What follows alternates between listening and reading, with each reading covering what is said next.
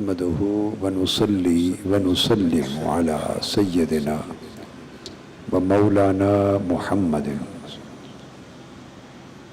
رسوله النبي الأمين المكين الحنين الكريم الرؤوف الرحيم. أما بعد فأعوذ بالله من الشيطان الرجيم. بسم الله الرحمن الرحيم.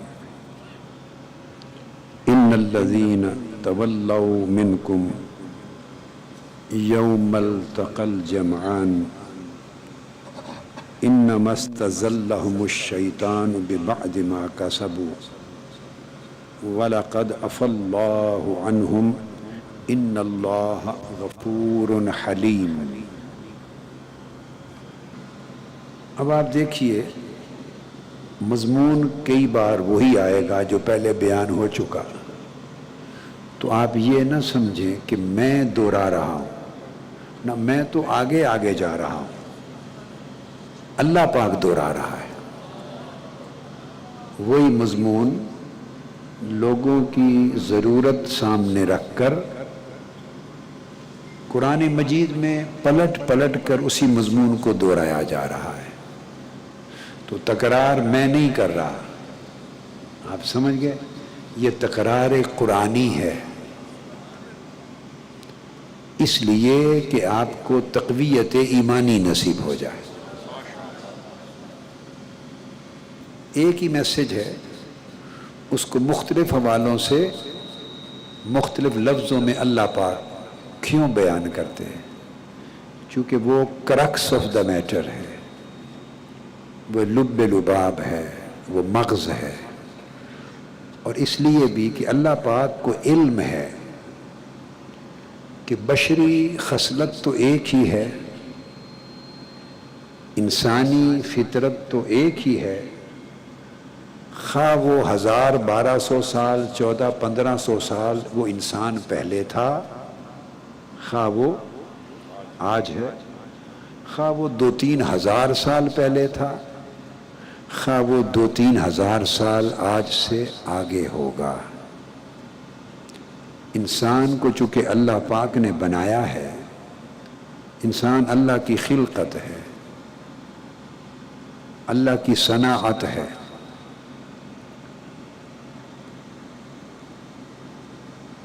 یہ جو مختلف گاڑیوں کی فیکٹریاں ہوتی ہیں، جہاں اسپیئر پارٹس بنتے ہیں، گاڑیاں بنتی ہیں، اسمبل ہوتی ہیں، یا کوئی بھی مشین بنتی ہے کوئی، تو مشین بنانے والوں کو یہ پتہ ہوتا ہے کہ اس ماڈل میں یہ اچھائیاں ہیں اور یہ نقائص ہیں. میں برائیوں کا لفظ استعمال نہیں کیا کرتا. جب لفظ برائی کی باری آئے تو میں اس کو کمزوریاں کہہ دیتا ہوں. ہم برائی کے لفظ کو ہی کیوں زبان پہ لائیں؟ یہ اچھائیاں ہیں اور یہ کمزوریاں ہیں، اس کو پتہ ہوتا ہے. تو اللہ سے بڑا خالق اور صانع کون ہے؟ اس نے انسان کو بنایا ہے، اسے علم ہے کہ ایسے ایسے واقعات اور حالات میں اس کا جو انجن ہے سوچ کا، اس میں کچرا آ جاتا ہے. اس کو پتہ ہے میں نے اس کو ایسا بنایا انسان کو کہ ایسے حالات میں یوں سوچنے لگ جاتا ہے، پریشان ہو جاتا ہے. اب اللہ پاک اگر نقص سے پاک پیدا کر دے انسانوں کو، تو وہ تو انسان ہی نہیں کہلائیں گے، وہ تو فرشتے ہو جائیں گے. آپ سمجھ گئے نا میری بات؟ تو فرشتوں کو تو لڑائیاں نہیں کرواتا یہاں زمین پر اللہ پاک. فرشتوں نے تو پہلے دن کہہ دیا تھا جب اللہ پاک نے فرمایا کہ میں بشر انسان کو کہتے ہیں کہ میں انسان کو زمین پر اپنا نائب بنا رہا ہوں. اعوذ باللہ من الشیطان الرجیم. وَإِذْ قَالَ رَبُّكَ لِلْمَلَائِكَةِ إِنِّي جَاعِلٌ فِي الْأَرْضِ خلیفہ، میں اس انسان کو اپنا خلیفہ بنا رہا ہوں. تو فرشتے تو اسی دن بول پڑے تھے، چونکہ انہوں نے کہہ دیا تھا کہ یہ تو دنگا فساد کرے گا، شر کرے گا، لڑائی جھگڑا کرے گا، خون خرابہ کرے گا، ایسا ہوگا ایسا ہوگا ایسا ہوگا۔ بات بھی کر دی تھی، اور اسی بات کے بہانے اپنا استحقاق بھی رکھ دیا تھا۔ باری تعالیٰ ہم تسبیح کرتے ہیں، عبادت کرتے ہیں، اللہ اللہ کرتے ہیں، ثواب کا کام کرتے ہیں۔ کیا؟ رات دن ثواب کا، عبادت کا، تسبیح کا، تکبیر کا، اللہ اللہ کا کام کرتے ہیں۔ لہٰذا تو اس کو نہ بنا یہ لڑائی جھگڑے کرے گا، خلیفہ ہمیں بنا، ہم سارا دن رات تیری عبادت میں رہتے ہیں۔ تو اللہ پاک نے نہ ان کا دل توڑا فرشتوں کا، نہ ان کا دل توڑا، نہ ان کی بات مانی۔ یہ نہیں فرمایا، دونوں باتیں نہیں کی، نہ یہ کہا کہ تم میری عبادت کا حق ادا نہیں کرتے، تسبیح تذکیر اللہ اللہ نہیں کرتے، نہیں کہا، چونکہ حق ہے کرتے ہیں۔ یہ بھی نہیں فرمایا کہ انسان دنگا فساد نہیں کرے گا۔ کیوں فرمائے؟ اس نے تو کرنا تھا، اللہ پاک نے خود اس کو بنایا ہی ایسے ہے نا، تو یہ بھی نفی نہیں کی، ان کی بھی نفی نہیں کی۔ تو کیا فرمایا؟ انی اعلم ما لا تعلمون، جو کچھ تم نے دیکھا ہے تم اپنی جگہ سچ بول رہے ہو، اور ابھی بہت کچھ ایسا میں نے اس کے اندر رکھا ہے جو تم نے نہیں دیکھا، سو جو میں جانتا ہوں تم نہیں جانتے۔ بس اس جملے میں کیا ہے؟ یقین۔ بولی کیا؟ اگر کوئی آپ سے یہ کہے انی اعلم ما لا تعلمون، کہ جو میں جانتا ہوں وہ تم نہیں جانتے، ٹھیک ہے۔ اور امتحان کس چیز کا کروایا؟ ٹیسٹ۔ وہ دنگے فساد کرنے نہ کرنے کا نہیں کرایا، ٹیسٹ علم کا کروا دیا۔ اے آدم ان کو یہ بات سنا دو، یہ نام بتا دو، خواص بتا دو، علم کا اظہار کرا دیا۔ پھر فرشتوں سے کہا تم بھی بتا دو ان چیزوں کے نام، انہوں نے کہا ہمیں تو نہیں آتا۔ فرمایا پھر باقی ساری بات بھول جاؤ، جو علم میں اوپر ہے وہی خلافت کا حقدار ہے۔ کیا؟ اس کے لڑائی جھگڑے کو نہ دیکھو، اگر لڑائی جھگڑے کے قابل نہ بناؤں تو بزدل ہو جائے گا، اللہ اللہ اللہ اللہ کرتا رہے گا۔ جب کوئی لاٹھی آئے گی سامنے، کوئی بندوق آئے گی تو تسبیح سمیت بھاگ جائے گا، اندر تالا لگا کے بیٹھ جائے گا مصلے پر، اللہ اللہ اللہ اللہ ایسے کرے۔ تو اللہ پاک نے فرمایا اس کو میں نے کیا کرنا ہے؟ وہ تسبیح کرتا کرتا بھاگ جائے گا، اور وہ چھپ جائے گا کسی کبڑ میں، الماری میں۔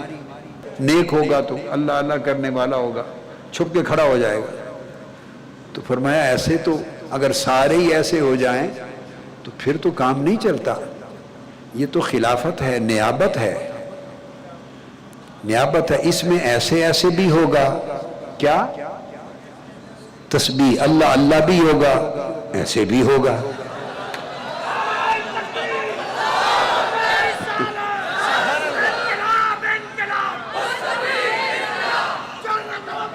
مطلب یہ کہ جب آدمی آدم سے ہے، حضرت آدم کا نام ہے نا، اسی کے ساتھ یہ لگا دی آدمی، آدم سے پیدا ہونے والے۔ تو آدمی کو جب اعتکاف میں بلاؤں گا، اللہ پاک کے جواب میں یہ جملے مضمر تھے، بٹوین دا لائنز، بین السطور، کہ جب اعتکاف میں بلاؤں گا تو فرشتوں تمہارے جیسے بن جائیں گے،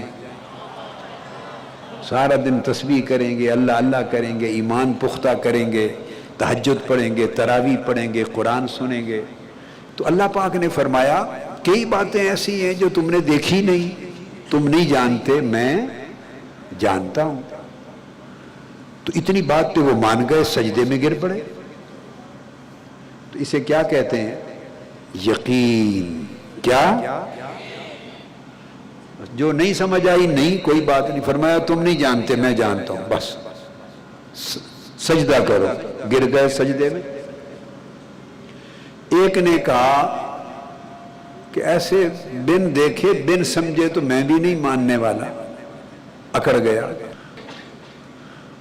ہماری تعالیٰ یہ تیری بات میری سمجھ میں کیا نہیں آئی، تیری بات میری سمجھ میں۔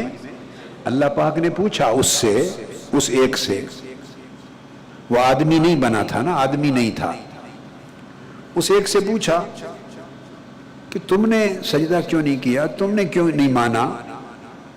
اس نے جواب دیا کہ میری سمجھ میں ہی نہیں آئی تیری بات۔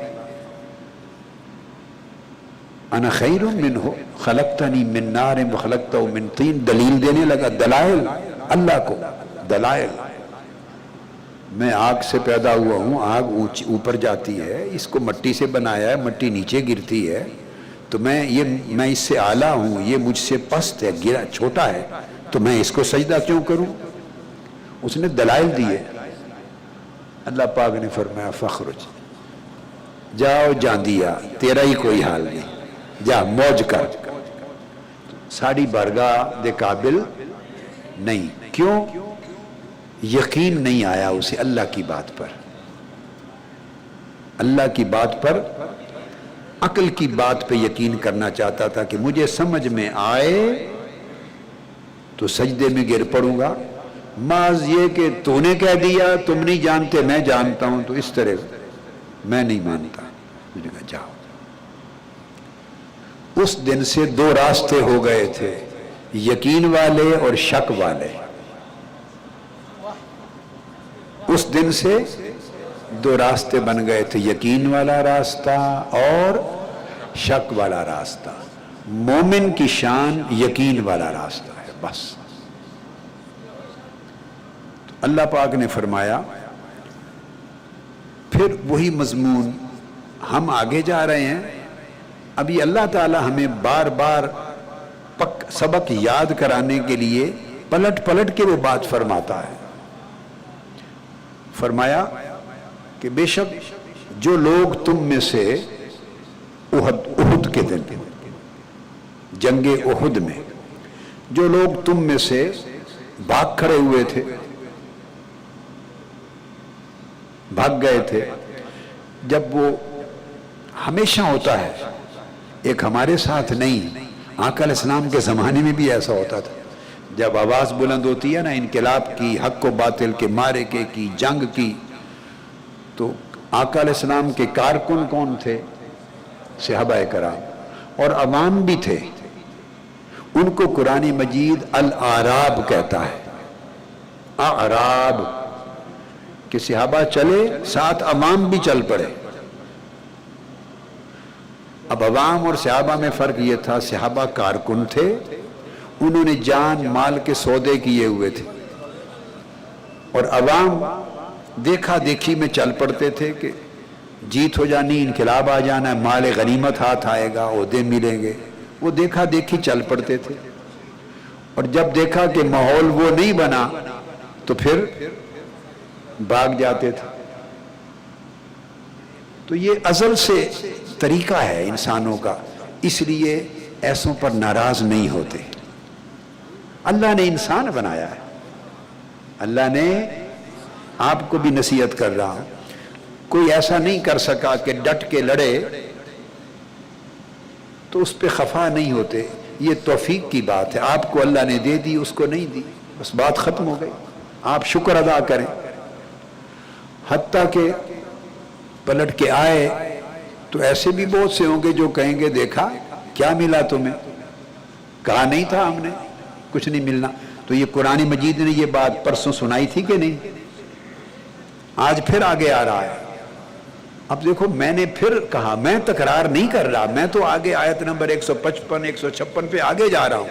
اب اللہ پاک خود پلٹا پلٹا کے بعد یاد کراتا ہے، تو اس میں آپ کا اور ہمارا لینا دینا نہیں ہے۔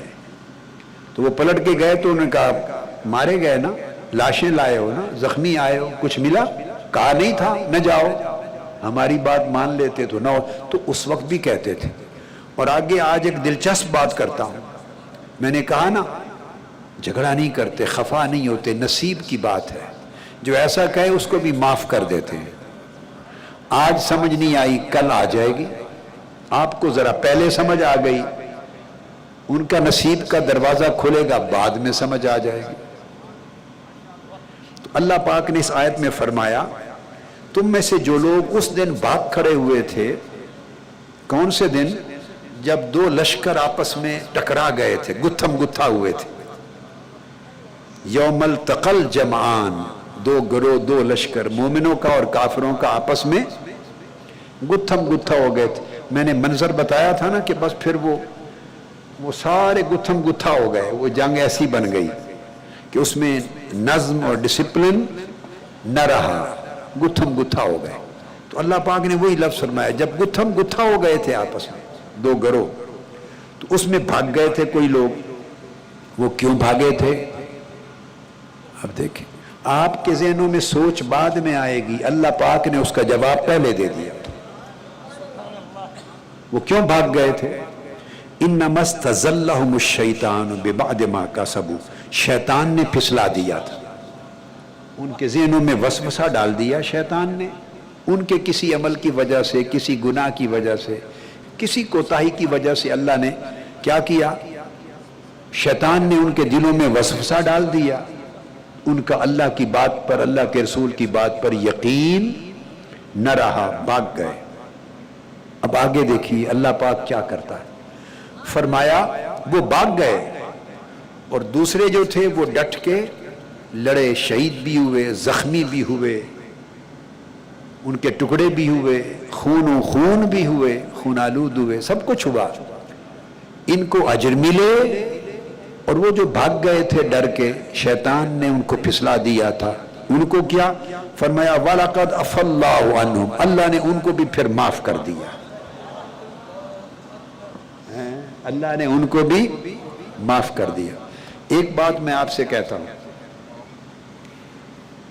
الحمدللہ تعالی آج کے دن تک جو نہیں آئے یا جنہوں نے بعد میں باتیں کی، وہ باتیں جو مدینہ میں بھی ہوئی تھیں کہ مجھے آج تک ان پہ غصہ کبھی نہیں آیا. آپ پر خوش بہت ہوتا ہوں، ان پر غصہ نہیں آتا.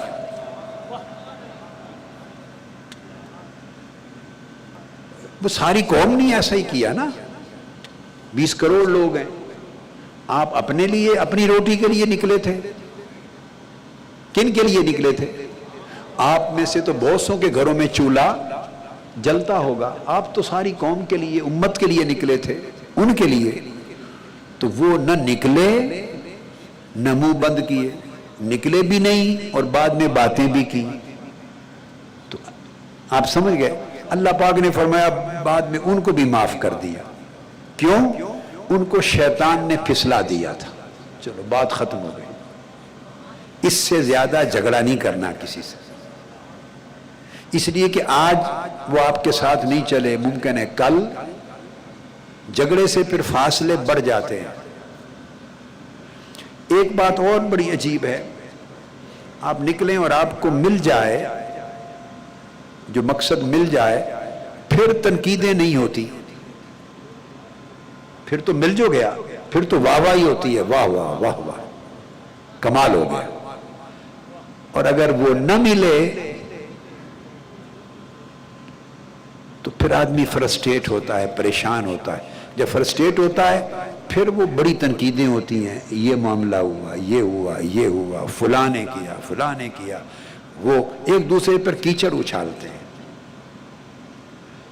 یہ سب کچھ ہوا، مدینہ کی تاریخ اور قرآن مجید بتاتا ہے. مگر شیوا کیا ہے اللہ کا؟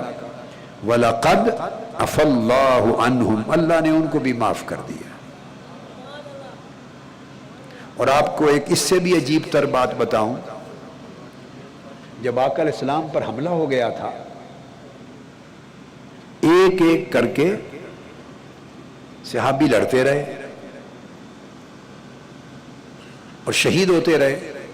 ایک ایسا وقت بھی آ گیا کہ 10-12 رہ گئے صرف حضور علیہ السلام کی حفاظت کے لیے. پھر ایسا وقت آ گیا 5-6 رہ گئے، شہید ہوتے گئے.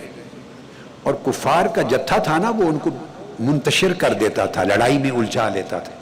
پھر ایسا وقت آ گیا، آپ کو ایک عجیب بات بتاتے ہیں. ایک ایسا وقت بھی آ گیا کہ 2-3 رہ گئے، فقط 2-3 رہ گئے، اور پھر اس کے بعد ایک ایسا وقت آیا کہ حضرت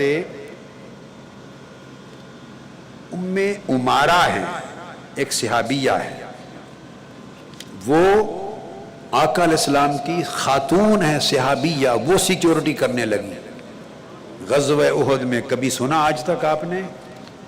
جی یہ نوبت بھی آ گئی، آقا علیہ السلام کا دفاعی دستہ ہماری بیٹیاں کرتی ہیں کہ نہیں، اور ہماری بہنیں جی، تو لوگ ان کو بھی تانا دیتے ہیں کہ تم عورتیں ہو اور جہاد میں انقلاب میں حصہ لیتی ہو، عورتیں جاتی ہیں۔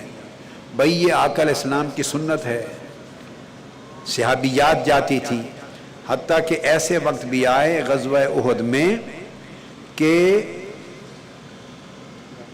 جو لوگ بھاگے تھے نا اعراب، عوام میں سے جو چلے تھے ساتھ، دیکھا دیکھی تو بھاگے اور جا کے ادھر پہاڑوں پر بیٹھ گئے پیچھے۔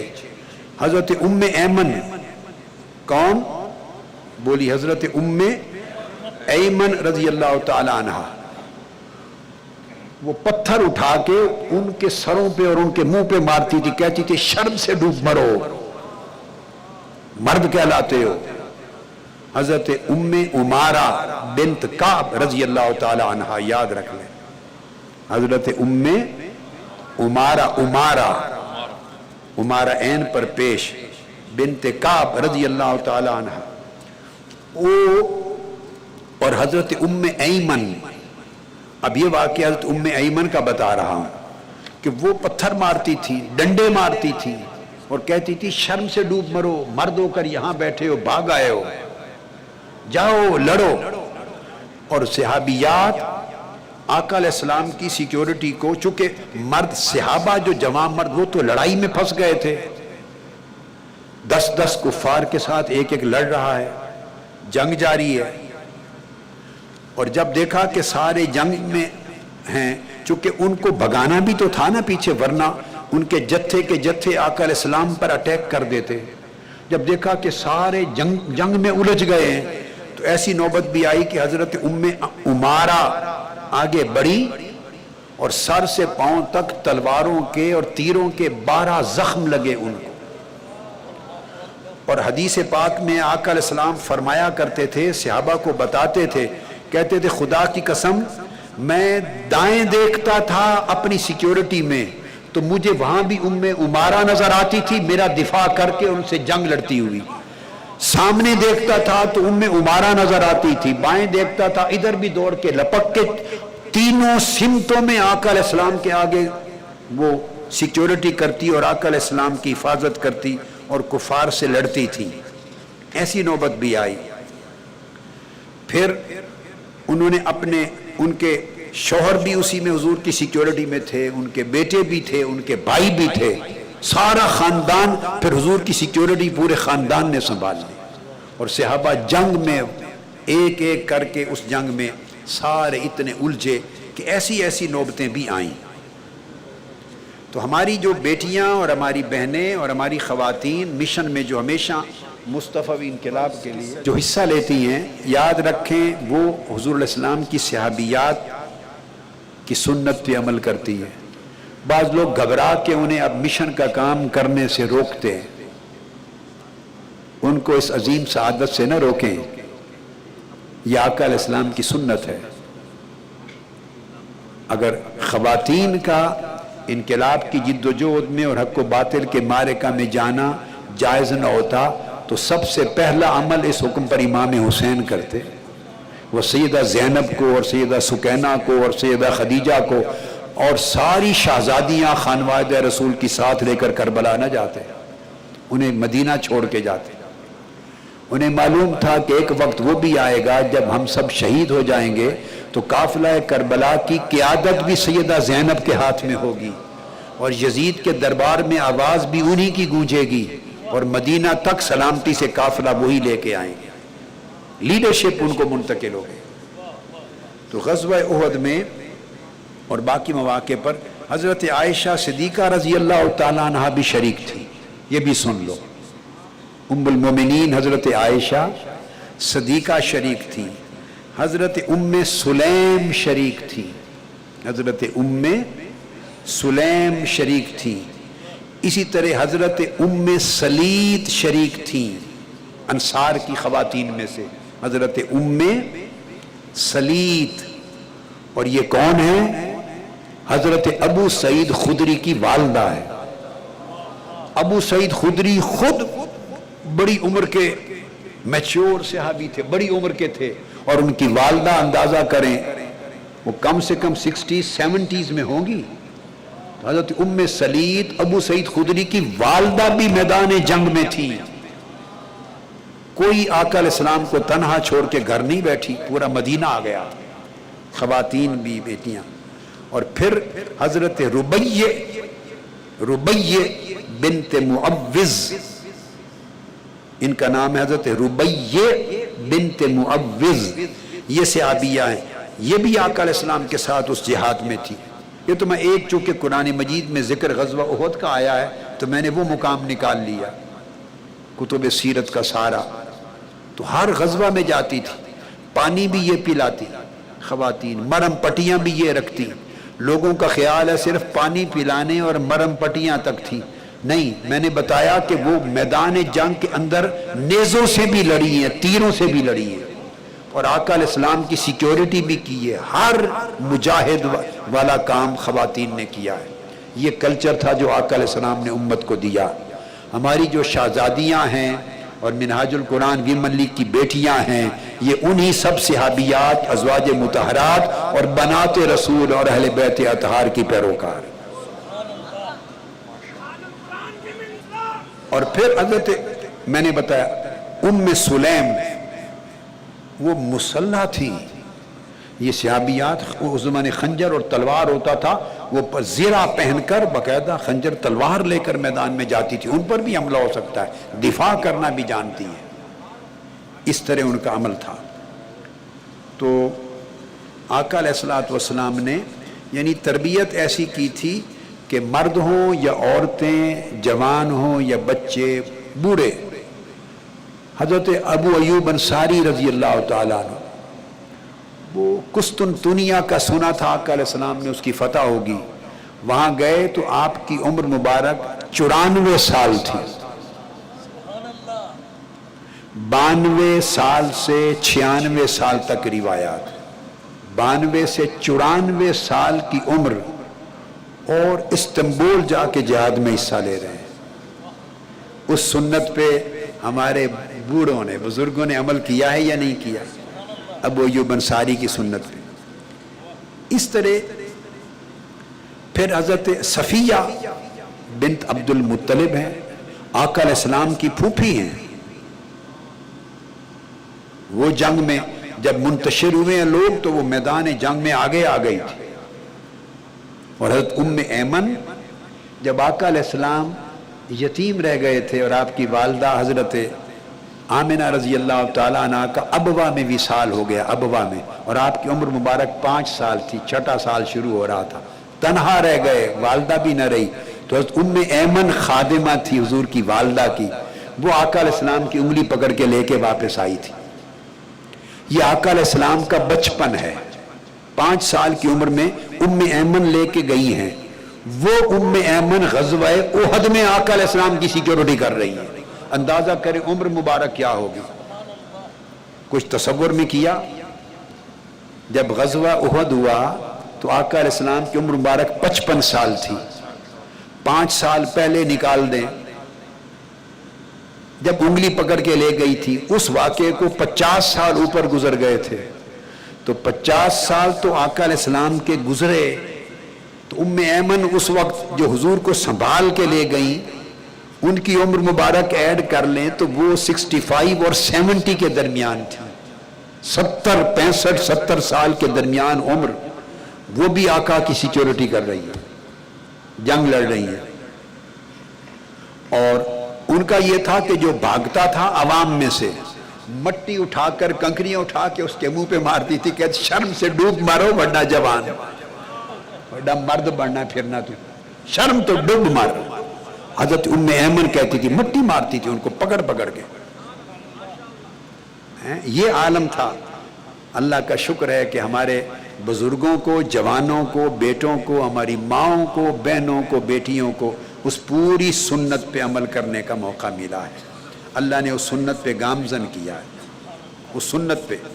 اور پھر ایسی بھی تھی کہ جن کے شوہر شہید ہو گئے، باپ شہید ہو گیا، بھائی شہید ہو گئے، بیٹے شہید ہو گئے، تو جب وہ واپس پلٹے تو ان کو بتایا آپ کے سارے شہید ہو گئے. انہوں نے کہا کوئی بات نہیں، مجھے سارے چلے گئے پرواہ نہیں، سناؤ آقا کا حال کیا ہے. جب آقا علیہ السلام نظر آئے تو آقا علیہ السلام نے فرمایا کہ تمہارا بھائی شہید ہو گیا، انا للہ و انا الیہ راجعون، تمہارا بیٹا شہید ہو. آقا نے تعزیت کی. وہ تعزیت ہی نہیں لیتی تھی، وہ ہنستی تھی. ہائے ہائے، وہ کہتی تھی آقا آپ سلامت ہیں تو میرا کچھ بھی نہیں گیا، پرواہ نہیں، پرواہ نہیں. حضرت سعد بن معاذ کی والدہ، وہ اپنا سارا خاندان سمیت لڑ رہی تھی. سعد لڑ رہی تھی. عمارہ میں نے آپ کو بتایا آقا علیہ السلام کے دفاعی دستے کی سربراہ تھی. ایک وقت آ گیا، ایک وقت میں عمارہ جن کا میں نے نام لیا، اور وہ کہتی ہیں کہ پھر اپنا واقعہ بیان کرتی ہیں کہ مصعب بن عمیر اور کچھ لوگ جو آقا علیہ السلام کے ارد گرد سیکیورٹی پر رہ گئے تھے تو وہ رہے، اور میں بھی آ گئی سیکیورٹی پر، اور پھر میں نے جنگ لڑی. جو حملہ آور حضور پر ہوتے تھے میں ان پر حملہ کرتی تھی، اور پھر مجھے اتنی چوٹیں لگی زخموں سے. اور وہ بیان کرتی ہیں کہ حدیث پاک میں طبقات ابن سعد میں بیان کیا کہ خود عمارہ نے 2 زرعیں پہن رکھی تھی، آرمرز، 2 آرمرز پہن رکھی. اب پہن کے کمزور بندہ تو چل بھی نہیں سکتا، لوہے کی ہوتی ہے. تو وہ کہتی ہیں کہ میرا اس وقت جب 10 آدمی رہ گئے تھے آقا کی سیکیورٹی پر، بعد میں کم ہوتے گئے، تو فرمایا کہ اس وقت فرنٹ پر میں تھی، انا وابنایا، اور میرے 2 بیٹے تھے. میں نے کہا تمہیں قبر تک معاف نہیں کروں گی اگر آقا کے قدموں میں شہید نہ ہو جاؤ. تو 2 جوان بیٹے بھی میرے دائیں بائیں لڑ رہے تھے. وزوجی بین یدئی، بیٹے میرے جوان دائیں بائیں تھے، شوہر میرے آگے تھا، اور ہم سارے نذب عنہ، حضور پر حملہ کرنے والوں سے حضور کو بچاتے تھے. والناس یمرون بہ منہزمین، یہ اس وقت کی بات ہے جب عوام بھاگے جا رہے تھے. تو پھر تیروں اور تلواروں کے زخم لگے ان کو. حضرت نصیبہ بنت کعب، یہ میں کتنی صحابیات کے گن رہا ہوں، وہ اس مقام پہ لڑ رہی ہیں، اور تیروں کے، تلواروں کے، نیزوں کے 13 زخم ان کے ایک جسم پہ لگے ہیں. آپ اندازہ کر لیں، حضرت نصیبہ بنت کعب 13 زخم لگے ہیں. اور وہ جو آقا علیہ السلام پر حملہ آور ہوا تھا بے ایمان کافر، جس نے آواز بلند کی کہ میں نے شہید کر دیا، وہ ان کے ساتھ لڑ رہی تھی، نبرد آزما تھی. اسی طرح یہ جو نصیبہ بنت کعب ہیں، یہ حضرت عمارہ کا اصل نام ہے.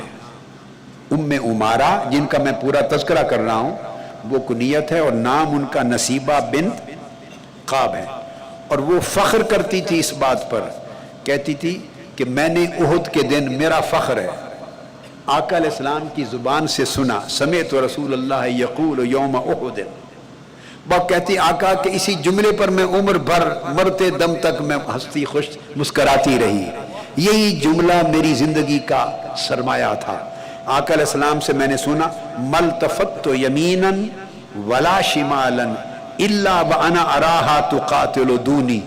آقا نے احد کے دن بآواز بلند جب صحابہ کو سنایا کہ کیا ایک وقت آیا کہ دائیں بائیں جدھر دیکھتا تھا تو میری حفاظت میں عمارہ نصیبہ بنت کعب بھی لڑ رہی تھی. بس کہتی ہے یہ ایک جملہ جو آقا نے فرما دیا، عمر بھر اسی پہ میں وہ ان کی روح وجد میں رہی. تو اس میں پھر آقا علیہ السلام کو پتھروں سے زخمی کیا گیا. آپ کا ایک پہلو مبارک زمین پر آیا، دائیں جانب کا نچلا جو دندان مبارک ہے وہ شہید ہو گیا، آقا علیہ السلام کا کندھا مبارک زخمی ہو گیا، چہرہ انور زخمی ہو گیا، خون مبارک بہنے لگا، رخسان انور سے 3 کا زخم آیا۔ الغرض پھر آقا علیہ السلام زمین پہ تشریف لائے، وہاں ایک گڑھا تھا، اس کی گہرائی میں جسم مبارک نیچے چلا گیا، اور جب نیچے گڑھے میں آقا علیہ السلام چلے گئے تو حضرت علی دوڑے اور حضرت طلحہ دوڑے۔ حضرت علی نے آقا علیہ السلام کا دست مبارک پکڑا نیچے سے اور اوپر کھینچا، اور حضرت طلحہ نے سہارا دے کے کھڑا کیا، یہاں تک نوبت آئی۔ جب یہ کیفیت آ گئی تو اس وقت جو بدبخت تھا عتبہ بن ابی وقاص اور اس کے ساتھ ابن قمیعہ، یہ تھے حملہ آور آقا علیہ السلام پر، جنہوں نے حملہ کیا تھا، اور آقا علیہ السلام کے ساتھ یہ نوبت آئی۔ تو وہ بدبخت انہوں نے اعلان کر دیا کہ آقا شہید ہو گئے۔ اب جب آقا علیہ السلام اٹھے اور آپ نے بلایا عوام کو، لوگوں کو جمع کیا، پیاس کی شدت تھی اور پیاس کی شدت میں عجب حال تھا، تو اس وقت جب آپ نے بلایا تو میں جو بات بتانے والا تھا وہ یہ کہ 2 روایتیں ہیں، منظر ہی بدل گیا تھا نا۔ ایک روایت یہ کہ آقا علیہ السلام جو اصح روایت ہے میں اسی کو لے رہا ہوں، جو صحیح ترین روایت ہے، آقا علیہ السلام اٹھے اور اپنے دست مبارک سے خون پوچھتے تھے اور فرماتے تھے کیف یفلح قوم خدبوا وجہ نبیہم وہو یدعوہم الی ربہم، ایسی قوم کیسے نجات پائے گی، کیسی نجات پائے گی جس نے اپنے نبی اور اپنے رسول کا چہرہ خون سے آلودہ کر دیا، حالانکہ وہ نبی اور وہ رسول انہیں جنت کی طرف، اللہ کی طرف بلا رہا ہے۔ ایسی قوم کیسے نجات پائے گی؟ یہ میں 2 روایتوں میں سے جو اصح روایت ہے، جس کو اکثر مفسرین نے، محدثین نے جس روایت کو قبول کیا ہے وہ لے رہا ہوں۔ تو آقا علیہ السلام کی زبان مبارک سے یہ کلمات ادا ہوئے، اور اس وقت دوسری روایت کو اگر ملا لیں تو خیال مبارک آیا کہ ایسے بدبختوں کے نام لے لے کر بددعا کر دیں تاکہ ہمیشہ کے لیے برباد ہوں اور ایمان اور اسلام کی دولت سے محروم رہ جائیں۔ مگر زبان مبارک سے کلمہ یہ نکلا کہ جس قوم نے اپنے نبی کا چہرہ خون سے آلودہ کر دیا اسے کیسے نجات ملے گی؟ جب یہ کلمہ آیا، یہ اب بتا رہا ہوں مقام صبر، مقام، اور یہ مقام صبر یقین کے بغیر نہیں آتا۔ وہ یقین اعتکاف میں اتنا پختہ کر کے جاؤ کہ فولاد بھی ٹکرائیں تو ریزہ ریزہ ہو جائے۔ یہ کلمہ مبارک زبان پہ آیا، اللہ پاک نے فوری بھیجا جبرائیل امین کو۔ سورہ آل عمران آیت نمبر 128، آل عمران آیت نمبر 100، یہ جو مضمون جہاں کا پڑھ رہے ہیں اس سے بہت پہلے گزر چکی ہے وہ آیت، اب کوٹ کر رہا ہوں۔ اللہ پاک نے فرمایا جبرائیل کہیں میرا محبوب اپنی پیاری زبان سے ایسا کلمہ نہ کہہ دے، جا کے کہہ دے میرا پیغام دے، لیس لک من الامر شیء، میرے محبوب یہ ہے آپ کے یقین کی وراثت، میراث۔ محبوب جو آپ کا کام تھا آپ کر چکے، بس ختم۔ آگے ان کے ساتھ کیا ہوگا، کب ہوگا، کیسے ہوگا، ان کے ساتھ کیا ہوگا، کب ہوگا، کیسے ہوگا، یہ کام آپ کا نہیں، یہ مجھ پہ چھوڑ دیں۔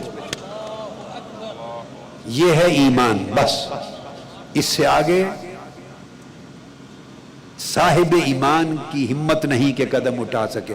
فرمایا لیس لک من الامر شیء، میرے محبوب ان کے ساتھ کیا ہوگا، کب ہوگا، کیسے ہوگا، لیس لک، یہ کام آپ کا نہیں، آپ اپنا کام کر چکے، سرخرو ہو گئے، کامیاب و کامران ہو گئے، فتح یاب ہو گئے، آپ کامیاب ہو گئے، آپ کا کام ختم۔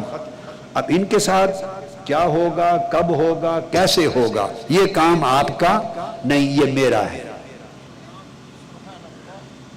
لیس لک من الامر شیء او یتوب علیہم او یعذبہم فانہم ظالمون، یہ ظالم ہیں، ان کے ساتھ کیا کرنا ہے یہ مجھ پہ چھوڑ دیں۔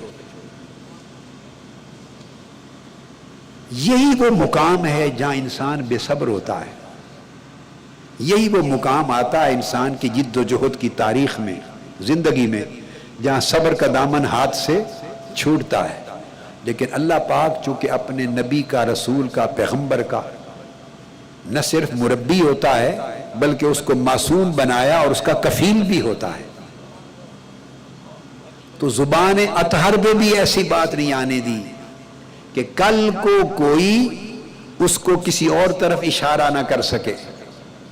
صرف اتنا کلمہ فرمایا تھا کہ یہ قوم جس نے اپنے نبی کا، جو ان کی بھلائی کی طرف، جنت کی طرف، بخشش کی طرف، اللہ کی طرف بلا رہا، ان کے چہرے کو خون آلود کر دے، یہ کیسے نجات پائے گی؟ وہیں روک دیا میرے محبوب، اس سے آگے نہیں کچھ کہنا، آپ کا کام ہو چکا، مبارک ہو، آپ سرخرو ہو گئے، اب یہاں سے آگے اللہ کا کام۔ تو لیس لک من الامر شیء کو یاد رکھیں، اور صحیح بخاری کے لفظ ہیں، بخاری شریف کے، اس میں آقا علیہ السلام نے فرمایا کیف یفلح قوم شجوا نبیہم، یہ لفظ الگ ہیں، معنی ایک ہی ہے۔ وہ قوم جس نے اپنے نبی کو زخمی کر دیا، خون آلود کر دیا، اس کے ساتھ اتنا کی، وہ کیسے نجات پائے گی؟ فنازلت لیس لک من الامر شیء، محبوب یہ معاملہ مجھ پر چھوڑ دیں، یہ کام آپ کا نہیں ہے، آپ کا جو کام تھا وہ آپ نے کر دیا، آپ کا جو کام تھا وہ آپ نے کر دیا۔ آقا علیہ السلام کا اپنا عالم یہ کہ آقا علیہ السلام نے جو جنگی خبد کا لفظ سنا ہوا ہے نا، ہیلمٹ کو کہتے ہیں، جو ہیلمٹ باندھتے ہیں نا سر پہ، آقا علیہ السلام نے خود 2 ہیلمٹ پہنے ہوئے تھے۔ تو آقا علیہ السلام نے اپنی سنت سے صرف اللہ اللہ کرنے، تسبیح کرنے، درود پاک پڑھنے، استغفار پڑھنے کا صرف سبق نہیں سکھایا، فیصلہ ہم نے کرنا ہے روش زندگی کون سی صحیح ہے یا غلط، یا رسول پاک کی سیرت طیبہ اور سنت سے لینا ہے، فیصلہ کہاں سے لینا ہے؟ اگر صرف تسبیح، اللہ اللہ، ذکر، اذکار، نیکی، میلاد شریف اور گوشہ درود، صرف یہ بڑی فضیلت کے کام ہے، بڑی عظمت کے کام ہے، تو آقا علیہ السلام نے، آپ نے بھی گوشے بنا رکھے تھے، اس کو اصحاب صفہ کا گوشہ فرماتے تھے، وہ رات دن روز روزے رکھتے، افطار کوئی کھجوریں دے داتا تو کھجور کی گٹلی سے افطار کر لیتے یا کھجور سے کر لیتے۔ بعض اوقات 8 صحابہ کو ایک کھجور ملتی، 8 صحابہ ایک کھجور پہ اکتفا کر کے پانی پی لیتے۔ یہ شہادت گہے الفت میں قدم رکھنا ہے، اسلام کا یہ جو باغ کوئی آسانیوں کے ساتھ انہوں نے سینچا ہے، گر پڑتے تھے، اتنی کمزوری آ جاتی تھی صحابہ کرام کو، صحابہ صفہ کو، کہ حالت نماز میں جب آقا علیہ السلام قرات کر رہے ہوتے تو سورہ فاتحہ اور قرات قیام کے دوران بعض اوقات چکرا کے گر پڑتے تھے، ایک نہیں کئی صحابہ گر پڑتے۔ اور سنیں، مدینہ میں کافر مشرک تو مکہ والے تو رہتے نہیں تھے، منافق رہتے تھے، یہود رہتے تھے، وہ دیکھتے کہ گرے پڑے ہیں، بے ہوش ہو گئے ہیں، غشی آ گئی ہے، کئی دن کے بھوکے، نماز میں قیام نہیں کر سکتے، وہ کہتے ہاں اولا مجانین، یہ پاگل ہیں، یہ پاگل ہیں۔ تو یہ کیفیتیں بھی عبادت میں ہوتی، تہجدوں پہ بھی اٹھاتے، حلقہ علم، حلقہ ذکر بھی ہوتا، تربیت بھی فرماتے، ہر کام اپنے وقت پر ہوتا، ہر کام۔ ایک ہی مسجد میں 2 حلقے ہو رہے ہیں، ادھر حلقہ ذکر ہو رہا ہے، ادھر حلقہ علم ہو رہا ہے، درس ہو رہا ہے، علم کا درس، ادھر ذکر اللہ اللہ لا الہ الا اللہ استغفر اللہ، ذکر ہو رہا ہے۔ آقا علیہ السلام تشریف لائے، دونوں جانب دیکھا، میں کدھر بیٹھوں، الگ حلقے ہیں، دیکھ کر ادھر بھی شفقت کی نگاہ کر دی، خوش کر دیا، عطا کر دیا، لیکن آ کے حلقہ علم میں بیٹھ گئے، حلقہ علم میں بیٹھ گئے۔ کیوں؟ کہ علم کے حصول سے فکر درست ہوگا، کنسیپچول کلیئرٹی ہوگی، اور علم کے حصول سے جب یقین آئے گا، تصور درست ہوگا، تو ذکر کرنے کے قابل بھی ہوں گے۔ تو یہ بھی ہوتا تھا۔ پھر صرف یہ زندگی نہیں تھی، جب وقت آتا بلاوے کا، انقلاب کا، حق و باطل کے معرکے کا، دفاع کا، تو پھر خندقیں بھی کھودتے۔ پھر غزوہ احد کے احوال سارے آپ کو سنا دیے۔ اس طرح الغرض جو بیسک چیز میں نے آپ کو بتائی وہ یہ کہ قرآن مجید نے اس کا حوالہ دیا کہ جب تم گھبرا، کچھ عوام بھاگ گئے تھے جو دیکھا دیکھی چل پڑے تھے ساتھ، وہ ان 700 میں تھے۔ جب قافلہ چلا تھا تو 1000 تھے، 300 تو عبداللہ بن ابی جو منافق ہے اس کے ساتھ رستے سے ہی پلٹ گئے۔ اب احد میں 700 پہنچے، یہ جو منتشر ہوئے اور بھاگے یہ ان 700 میں سے، تو ان میں بھی عوام بھی تھے اور صحابہ کرام بھی تھے۔ صحابہ کرام ثبات کا پیکر بن کے لڑنے والے، عوام بھائی تھے تو اسی دور میں نا، انہیں کوئی اور لفظ تو نہیں نا استعمال کریں گے، کوئی ٹائٹل اور تو نہیں ہے نا، کلمہ پڑھتے تھے، مگر کئی کچے تھے کئی پکے تھے۔ بیر بھی ایسے ہوتے ہیں، آم بھی ایسے ہوتے ہیں، کیلے بھی ایسے ہوتے ہیں۔ بھائی ہر کوئی شروع میں کچا ہوتا ہے، بعد میں پکا ہو جاتا ہے۔ ہر کوئی ابو بکر صدیق نہیں ہوتا، ہر کوئی فاروق اعظم اور عثمان غنی اور علی شیر خدا اور بلال حبشی نہیں ہوتا۔ کئی جب عشق کا بامبڑ بھڑکتا ہے اور پہلے دن سے تکتے ہیں تو اسی وقت وہ بک جاتے ہیں، اور پھر ان کے قدموں میں کوئی زلزلہ نہیں لا سکتا۔ کئی ایسے ہوتے ہیں کہ دیکھا دیکھی کلمہ پڑھتے ہیں، پھر آ کے دیکھتے ہیں، حالات کا جائزہ لیتے ہیں، آتے جاتے رہتے ہیں، کئی مہینے کئی سال بھی گزار دیتے ہیں۔ اس لیے قرآن مجید نے ان کو جگہ جگہ الاعراب کہا، جو مدینہ کے ارد گرد دیہاتی لوگ رہتے ہیں، دیہات کے رہنے والے۔ قرآن مجید نے لفظ استعمال کیا، منافقین کے لیے الگ لفظ یوز کیا، جو یہود میں سے منافق تھے، دھوکہ باز تھے، غدار تھے، سازشی تھے، ان کے لیے منافقین کہا، جو صحابہ تھے ان کے لیے مومنین کہا، اور جو کچے پکے تھے ابھی رستے میں تھے ان کے لیے اعراب کہا۔ شہر تو چھوٹا سا تھا نا، تو ارد گرد تو بستیاں تھی، دیہات تھے، تو دیہاتوں کے رہنے والے، تو جنہوں نے مرحلے طے کیے تو فرمایا ان کو بھی معاف کر دیا۔ اور پھر فرمایا 156 نمبر آیت میں، یا ایھا الذین آمنوا لا تکونوا کالذین کفروا وقالوا لاخوانہم اذا ضربوا فی الارض او کانوا غزا لو کانوا عندنا ما ماتوا وما قتلوا۔ آیت نمبر 156 فرمایا ایمان والو، اب ایمان والوں سے خطاب ہو رہا ہے، فرمایا تم ان کافروں کی طرح نہ ہو جاؤ، ان کافروں کی طرح نہ ہو جانا۔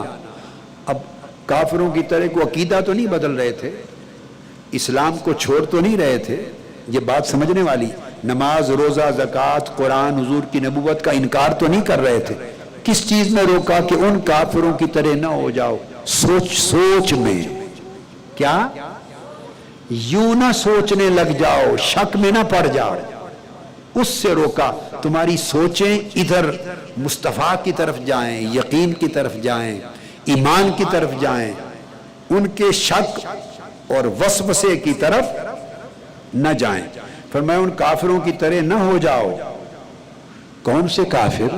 باری تعالیٰ فرمایا جو اپنے ان بھائیوں کو کہتے ہیں، بھائی ہوں گے سگے یا کزن ہوں گے یا رشتہ دار ہوں گے یا دوست یار ہوں گے، سب کے لیے جو اپنے بھائیوں کے دوستوں کو کہتے ہیں، خواہ وہ سفر پہ نکلے یا جہاد آقا علیہ السلام کے ساتھ کر رہے تھے اور وہیں شہید ہو گئے، وفات ہو گئی، تو وہ لوگ یوں کہتے ہیں کہ اگر وہ نہ جاتے رسول کے ساتھ، جہاد پر نہ جاتے، معرکے میں حصہ نہ لیتے، جنگ میں نہ جاتے، ہمارے پاس رہ جاتے، پیچھے رہ جاتے تو نہ مرتے، آج نہ مرتے، بچ جاتے، یوں قتل نہ کیے جاتے۔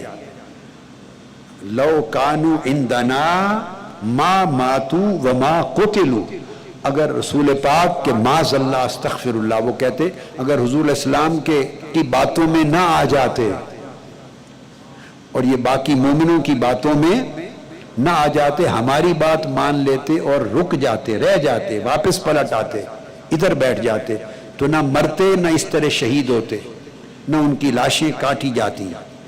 اللہ پاک نے فرمایا ایسا کہنے والے کافروں جیسی سوچ نہ رکھو، سوچ، اور فرمایا کہ واللہ یحیی و یمیت، یہ ان کی دلوں کی حسرت ہے، گمان ہی رہے گا۔ اور فرمایا یہ کون ہوتے ہیں کسی کو موت سے بچا لینے والے؟ فرمایا واللہ یحیی، زندہ بھی اللہ رکھتا ہے، موت بھی اللہ دیتا ہے، اس پر ایمان ہونا چاہیے۔ اگر موت آنی ہے، میں نے اس دن بتایا تھا، آج اگلی آیت پھر اب موت آنی ہے تو آ کر رہنی ہے، تو آئے تو بزدلی کی موت نہ آئے، جوان مردی کی موت آئے۔ فرمایا اللہ تمہارے اعمال کو خوب دیکھ رہا ہے، اور فرمایا کیا ہو گیا اگر شہید ہو گئے، وَلَئِن قُتِلْتُمْ فِي سَبِيلِ اللَّهِ اَوْ مُتْتُمْ، خواہ تم شہید ہو گئے کافروں کی تلوار سے یا ان سفر میں ہی وفات پا گئے، تو کیا ہوا؟ لَمَغْفِرَةٌ مِّنَ اللَّهِ، تمہارے لیے اللہ کی مغفرت ہے، وَرَحْمَةٌ، اور اللہ کی رحمت ہے، خَيْرٌ مِّمَّا يَجْمَعُونَ، اور مغفرت اور اللہ کی رحمت جو کچھ وہ جمع کرتے ہیں، مال دولت زندگی بچاتے ہیں، جو بھی رکھتے ہیں جمع، اس سے ہزارہا درجے بہتر ہے۔ وَلَئِن مُتُّمْ أَوْ قُتِلْتُمْ، بھلا ایمان والو سوچو تمہاری موت آ جائے یا شہید کر دیے جاؤ، لَإِلَى اللَّهِ تُحْشَرُونَ، جانا تو اللہ کی طرف ہی ہے نا، آنا تو میرے پاس ہی ہے نا، آنا تو میرے پاس ہی ہے نا، تو میں دیکھوں گا کہ میری راہ میں لڑ کر مرا ہے یا میری راہ میں چل کر مرا ہے، یا میری راہ میں جد و جہد کرتے کرتے مرا ہے، بھلے بستر پہ موت آئی میں شہداء میں لکھ دوں گا، میں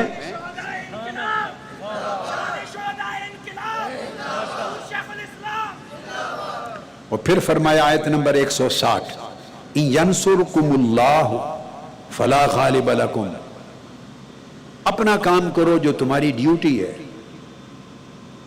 اور اس کا انجام کار کیا ہوگا کب ہوگا یہ میرا کام ہے، میرا کام اپنے ہاتھ میں نہ لو، میرا کام اپنے ہاتھ میں نہ لو۔ فرمایا اگر اللہ تمہاری مدد فرمانے پر آ جائے اور مدد فرما دے تو بھلے تم پر کسی بھی معرکے میں ٹکراؤ میں کوئی اور غالب آ سکتا ہے، اور اگر تمہیں کسی تربیت کے لیے حکمت کے لیے بٹی پہ چڑھانے اور پکانے کے لیے نکھارنے کے لیے ابتلاء سے گزارنے کے لیے درجہ بلند کرنے کے لیے شہادت دینے، یہ ساری باتیں پچھلے رکوع میں آ چکی ہیں پرسوں کی رات میں، اگر ان چیزوں کے لیے اگر اللہ پاک چھوڑ دے تمہیں اپنے حال پر اور تمہارے مخالف دشمن لوگ غالب آ جائیں تو کوئی ہے جو تمہاری مدد کر سکے؟ اللہ پاک نے فرمایا بس تمہاری ڈیوٹی اور ہے، میاں محمد بھی کہتے ہیں مالی دا کم پانی دینا، مالی دا کم پانی دینا،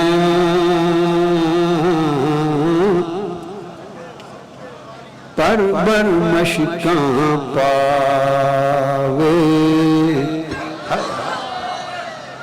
مالی دا کم مالی دا کم، مالی بنو خدا نہ بنو، مالی بنو مالی دا کم پانی دینا، بر بر مشکاں پاوے، مالک دا کم پھل پھل لانا، مالک دا کم پھل پھل لانا، لاوے یا نہ لاوے، مالی شکوہ نہیں کرتا. مالی شکوہ، میری مالنیاں بھی بیٹھی ہیں ادھر، بیٹیاں بہنیں وہ بھی مالی ہیں، مالی شکوہ نہیں کرتا. کیوں؟ مالک دا کم پھل پھل لانا، لاوے یا نہ لاوے.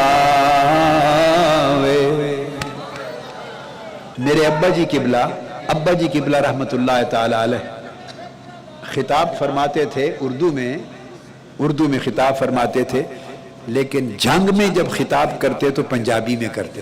میں پنجابی میں ایسے تسلسل سے نہیں کر سکتا، میری پنجابی میں گڑبڑ ہو جاتی ہے. تو وہ جب پنجابی میں خطاب کرتے تو پوری بات ان کا، میں اس لیے نہیں کہہ رہا کہ میں ان کا بیٹا ہوں، نہ، اللہ گواہ ہے. یہ ان کا زمانہ تھا. علامہ کاظمی یہ ان کے دوست تھے، ایک دوست تھے ہم مجلس. علامہ کاظمی شاہ صاحب میرے استاد بھی ہیں، ابا جی قبلہ کے دوست ہیں، ہمارے گھر ہی رہتے تھے جنگ آ کر. اب عبدالغفور ہزاروی ہیں، مولانا محمد عمر اچھروی ہیں. وہ زمانے میں صاحبزادہ فیض الحسن ہوتے تھے، اور پھر اور اکابر علماء بڑے بڑے ان کے احباب میں تھے. تو مگر جو نظم خطاب کا استدلال، نظم جیسے موتی جڑتے ہیں، میں کچھ نہیں کہتا، وہ ان کو اللہ نے آسمان سے دیا تھا. اچھا، میرے پاس کچھ بھی نہیں ہے. میں کبھی کبھی حسن بھائی اور حسین بھائی جب چھوٹے ہوتے تھے نا، چھوٹے، تو میں ان سے کہتا تھا وہ مقابلہ کر لیں میرے باپ کا اور آپ کے باپ کا. آپ کا باپ پاسنگ ہی نہیں ہے میرے باپ کا. میں حسن بھائی حسین بھائی کو کہتا تھا آپ کا باپ میرے باپ کا ایک ذرہ بھی نہیں ہے، مقابلہ کر لو.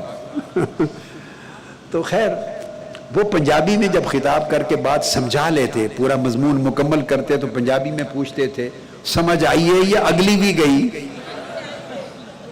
جنگ کی پنجابی زبان میں فرماتے سمجھ آئیے یا اگلی بھی، جڑی پہلے جڑی آئی وہ بھی گئی یا آ گئی ہے پوری سمجھ.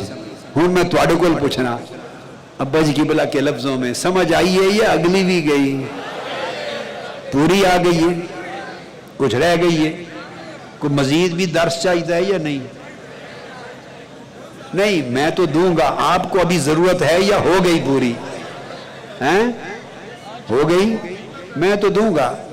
میرا تو اس خیال بن گیا ہے کہ اس اعتکاف میں بڑا مدت گزر گئی. درس حدیث کو 10-12 سال سے درس حدیث ہی دیتا ہوں، دورہ حدیث کرواتا ہوں، اور حدیث کی روشنی میں، اور درس تصوف. تو اسے طرح خیال بن گیا اس اعتکاف میں قرآن سے یاری لگاتے ہیں اور قرآن کی بات آپ کو سمجھاتے ہیں. قرآن سے بہتر کیا بات ہو سکتی؟ تو یہ تو ارشاد فرمایا اگر اللہ فیصلہ کر لے کہ اسی مارکے میں ابھی تمہیں غالب کرنا ہے تو کوئی جم سکتا ہے تمہارے سامنے. اور اگر اللہ فیصلہ کر لے کہ کسی حکمت کی وجہ سے ابھی اور چلانا ہے، تھکانا ہے، اور چلانا اور تھکانا ہے، ابھی دشمن کو ذرا غرا لینے دیں، تو اللہ پاک نے فرمایا کوئی اور مدد کر سکتا ہے؟ تو فرمایا اپنا کام کرو، مالی بنو مالک. یہاں سے بات نکلی تھی، مالک نہ بنو. اور پھر فرمایا وَعَلَى اللَّهِ فَلْيَتَوَكَّلِ الْمُؤْمِنُونَ، آیت نمبر 160. مومنوں کا کام بس اللہ پہ توکل رکھنا ہے. مومن اللہ پر، اور جس کا توکل قائم ہو جائے اس کو ایک فائدہ بہت ہوتا ہے، وہ بے صبر ہوتا ہی نہیں. آئے کچھ ہو جائے وہ بے صبر نہیں ہوتا، چونکہ توکل جنم لیتا ہے یقین سے، اور یقین آتا ہے شک کی جڑوں کو کاٹ کر. جب یقین آتا ہے شک نہیں رہتا، دور دور تک نہیں رہتا. شک بے صبری پیدا کرتا ہے. بے صبری بندے کا حوصلہ کمزور کرتی ہے، بندے کو ختم کر دیتی ہے. شک بے صبری لاتا ہے، وسوسہ لاتا ہے بے صبری، اور بے صبر ہونے سے بندہ کا حوصلہ اور ہمت ہار جاتی ہے. یہ ایک الگ راستہ ہے. دوسرا راستہ ہے شک کی جڑ کاٹتا ہے ایمان، اور یقین کا درخت قائم کرتا ہے. جب یقین آتا ہے تو یقین کے درخت پہ توکل کے پھل لگتے ہیں، توکل کے پھل لگتے ہیں، تو وہ اللہ پہ توکل کرتا ہے، اور رضا کے اور ثقہ کے، تو توکل کے پھل لگتے ہیں۔ لہٰذا یہ یقین کے ذریعے تو مومنوں کو فرمایا مومنوں کا کام توکل کبھی نہ چھوڑیں، اور جب توکل ہوتا ہے تو فتح نظر آتی رہتی ہے وہ سامنے۔ اللہ نے فرمایا ان حزب اللہ هم الغالبون، وعدہ ہے پورا ہو کے رہے گا۔ کب کیوں کیسے میں نہیں پڑھتا، کب کیوں کیسے میں، وعلی اللہ فلیتوکل المؤمنون، مومن کا کام توکل کرنا ہے۔ اور پھر آیت نمبر 165 میں فرمایا اولما اصابتکم مصیبت قد اصبتم مثلیہا، فرمایا کیا جب تمہیں یہ مصیبت آ گئی، پہنچ گئی، تکلیف ہو گئی، نقصان ہو گیا، تو کیوں پریشان ہوتے ہو؟ اس سے 2 گنا مصیبت دشمن کو غزوہ بدر میں نہیں پہنچا چکے؟ پچھلے مقام پر فرمایا تھا اسی جیسا نقصان، اب فرمایا 2 گنا، 2 گنا نقصان غزوہ بدر میں نہیں پہنچا چکے؟ اور حالانکہ وہاں تو فرشتے بھی اترتے تھے، اللہ کے نبی تھے، اللہ کے حضور یہ کہنے والی ذات تھی کہ باری تعالیٰ یہ میری کل پونجی ہے کائنات میں، اگر یہ ہار گئے تو تیری عبادت کرنے والا کوئی نہیں ہوگا۔ آقا علیہ السلام نے، اب یہ لاڈ کی بات کوئی اور کر سکتا ہے؟ ہائے ہائے، کوئی کر سکتا ہے کسی کی جرت؟ اللہ سے کہے اگر میرے بندے اس مارکے میں ہار گئے تو پھر تیری عبادت نہیں ہوگی۔ آقا علیہ السلام نے عرض کیا، اور احد میں بھی فرمایا، وہ بدر کا واقعہ تھا شروع میں، احد میں جب حالات ہو گئے یہاں بھی فرمایا، اور حنین میں بھی فرمایا۔ آقا علیہ السلام اس کے لاڈلے محبوب تھے، حنین میں بھی عرض کیا، ہمیں تو فرمایا، حدیث آ گئی نا، اللہ کے حضور عرض کیا، وہاں بھی عرض کیا، باری تعالیٰ وہاں کلمات یہ تھے اگر تو چاہتا ہے، اگر تو وہاں 12,000 کا لشکر تھا آقا علیہ السلام کا حنین میں، اگر وقت بن گیا تو اس پر آئیں گے، تذکر آئے گا قرآن مجید میں۔ پھر یہاں تو 700 تھے نا صحابہ کرام اور عوام ملا کر، عوام، اور وہاں 12,000 تھے، 10,000 صحابہ تھے، 2,000 عوام تھے وہاں بھی۔ یہ بات آپ نے کبھی نہیں سنی ہوگی کہ یہ کوئی پہلی بار سن رہے ہیں، اتنے صحابہ اتنے عوام، کبھی سنا ہے پہلے؟ نہیں، میں آپ کو بالکل کھری کتابوں کا نچوڑ دے رہا ہوں، کل کتب سیرت میں ہے۔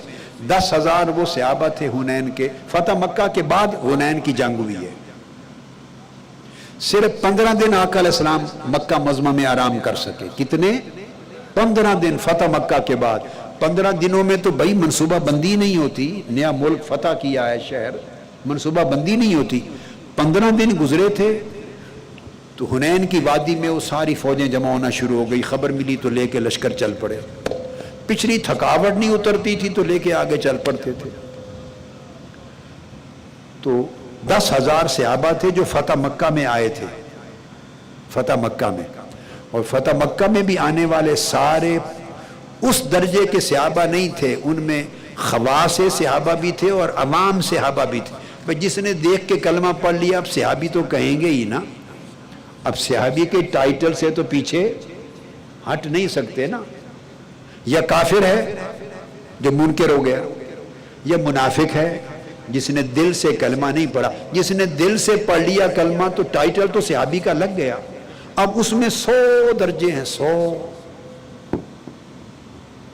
آہستہ آہستہ سنبھلتے سنبھلتے سنبھلنے والے بھی ہوئے بڑے، اور پہلے دن سے پکے پیڑے بھی ہوئے۔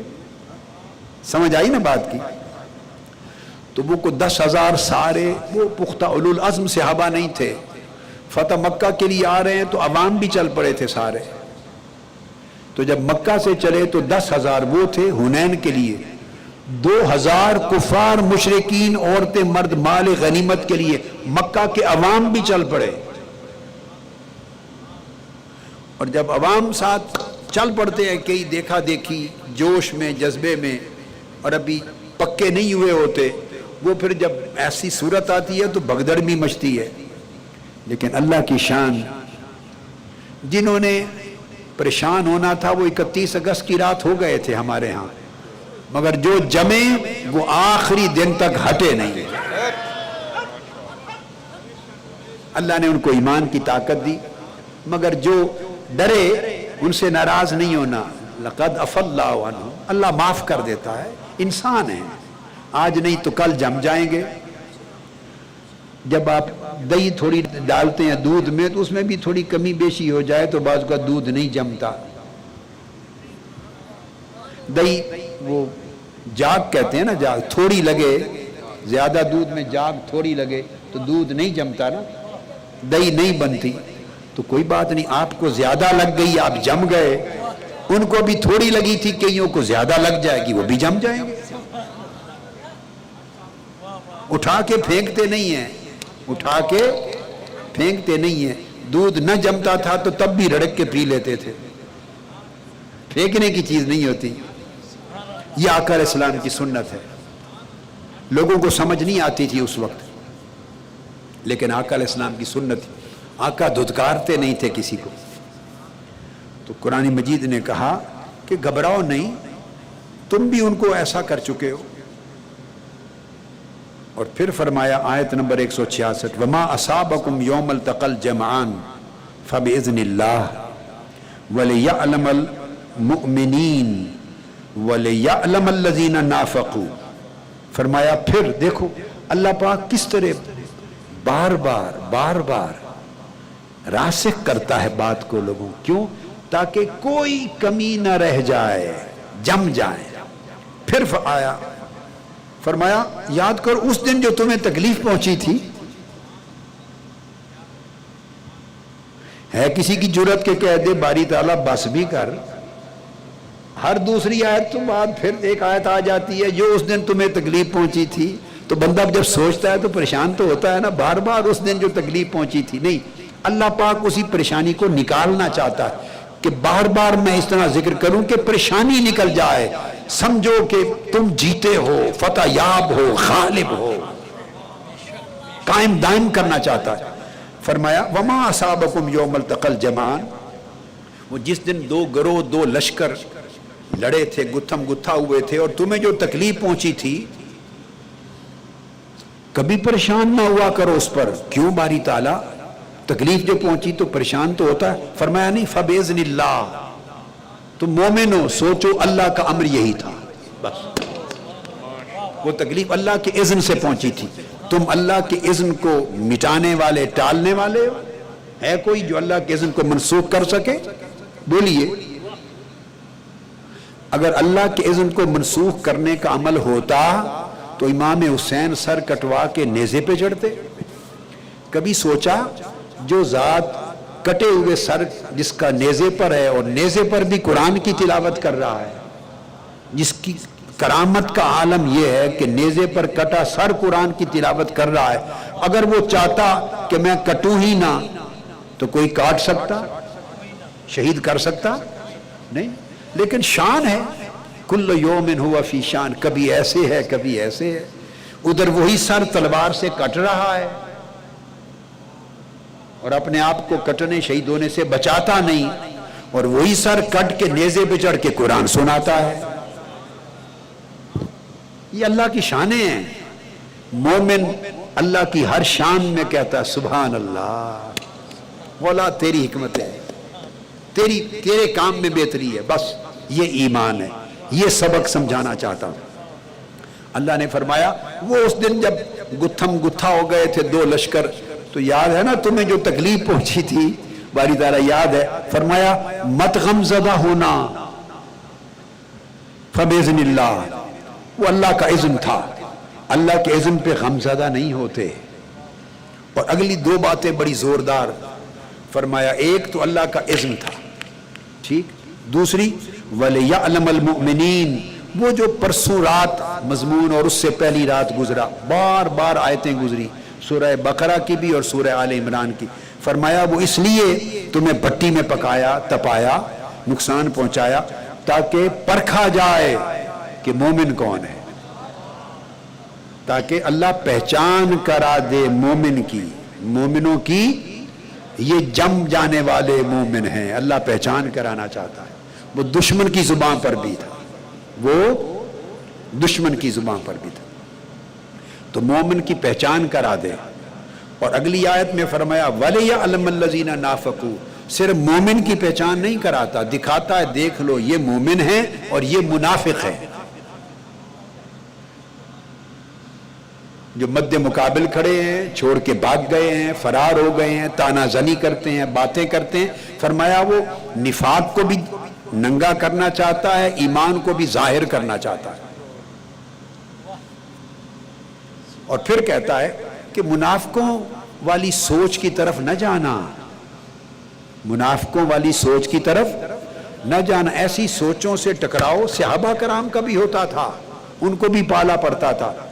فرمایا وہ جو منافق ہیں اللہ پاک چاہتا ہے کہ ایسی سچویشن کریٹ ہو کہ انہیں باتیں کرنے کا موقع ملے، اگر جیت کے آ جائے، احد میں نقصان نہ ہوتا، شہادتیں نہ ہوتی، زخمی نہ ہوتے، یہ منظر نہ ہوتا، تو کوئی باتیں کرتا، تانا دیتا؟ پھر تانا کس نے دینا ہے؟ پھر تو انہوں نے بھی نعرے لگا کے تو آ جانا تھا مال غنیمت سمیٹنے اور جھنڈے اٹھانے اور اچھل کود کرنے، انہوں نے لشکر میں شامل ہو جانا تھا نا، پتہ چلتا جیسے صف اول کے لڑنے والے یہی ہے، پھر تو شامل ہو جانا تھا۔ اب اللہ پاک ان کو ننگا کرنا چاہتا ہے، یہ اللہ کی تدبیر تھی کہ یہ ننگے ہوں اور مومن کھڑے سامنے آ جائیں۔ فرمایا وہ وقیل لہم تعالوا قاتلوا فی سبیل اللہ او ادفعوا، منافق وہ لوگ تھے جب ان سے کہا گیا کہ آؤ اللہ کی راہ میں باطل کے خلاف جنگ کرو، لڑو،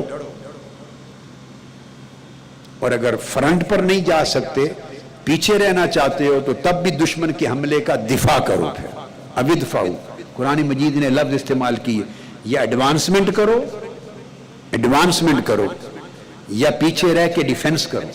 یہ قرآن کی بولی ہے، بولیے ایسے لگتا ہے آج اترا ہے قرآن۔ آؤ یا آگے بڑھ کے جنگ لڑو، ایڈوانس کرو،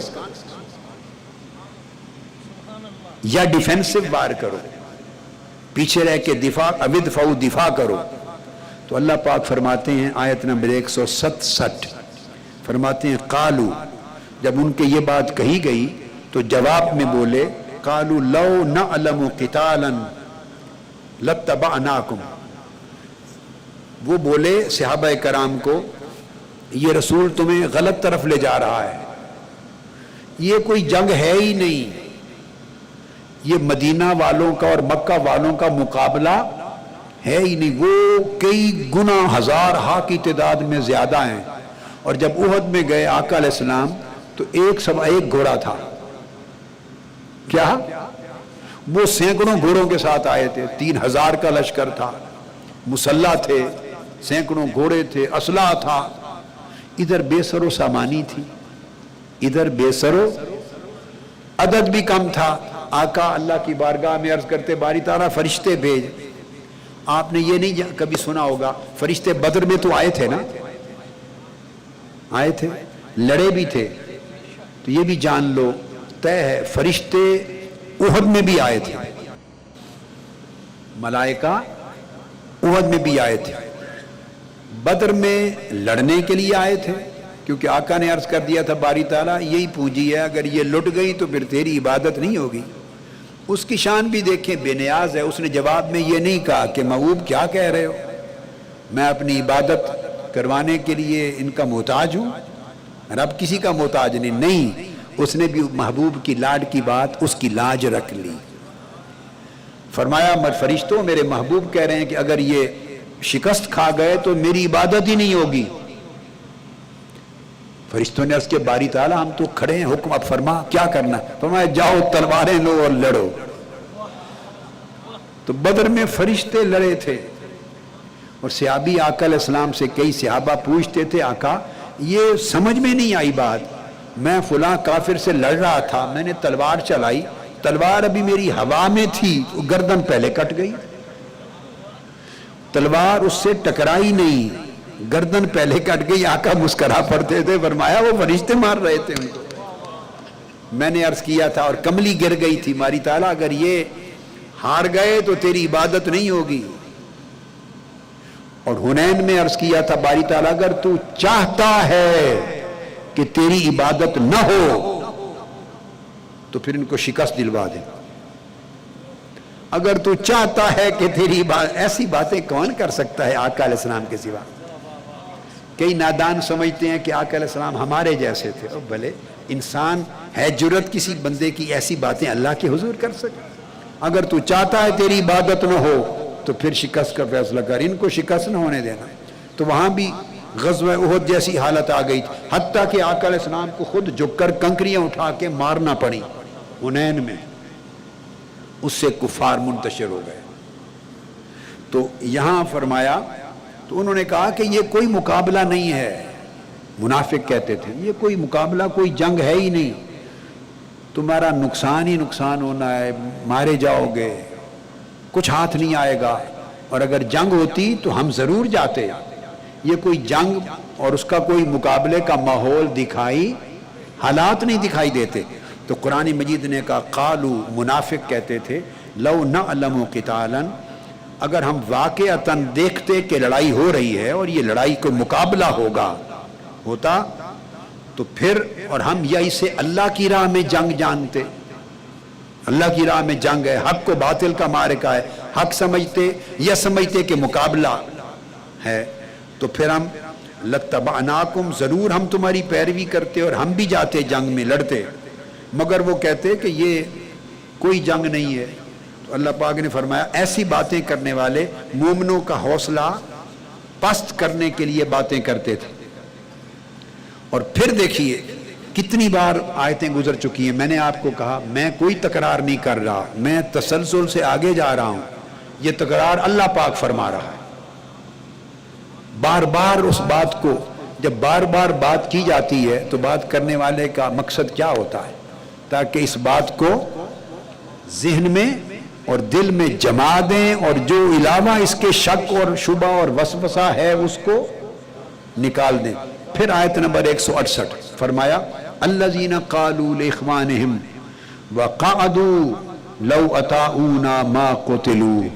اللہ پاک فرماتے ہیں یہ وہی لوگ ہیں جنہوں نے کہا تھا اپنے بھائیوں کو، رشتہ داروں کو، دوستوں کو، یاروں کو کہ خود گھروں میں بیٹھے رہے، نہیں نکلے، اور ان سے کہا تھا کہ نہ جاؤ، اور کہنے لگے لو اطاعونا، اگر ہماری بات مان لیتے اور گھروں میں بیٹھ جاتے ہمارے ساتھ اور رسول اللہ علیہ وسلم کے ساتھ لشکر میں نہ جاتے، ما قتلوا، تو اس طرح نہ مارے جاتے. چونکہ انہوں نے تو شہید بھی کیے 70 صحابہ، کئیوں کے ناک بھی کاٹ دیے، کان بھی کاٹ دیے، زبانیں کاٹ دی، اعضاء مبارکہ کاٹ دیے، سینے چیر دیے، چبائے، خدا جانے کیا کیا وحشیانہ عمل کیے. سب کچھ آنکھوں کے سامنے ہو رہا تھا اور کسی کی سمجھ میں کچھ نہیں آ رہا تھا کہ یہ کیا ہو گیا. اب ان کو موقع ملا اور کہتے تھے کہ اگر ہماری بات مان لیتے تو یہ سب کچھ اس طرح نہ ہوتا اور نہ مارے جاتے. یہ بات کہہ کر اللہ پاک فرماتے ہیں قل فادرؤوا عن انفسکم الموت ان کنتم صادقین.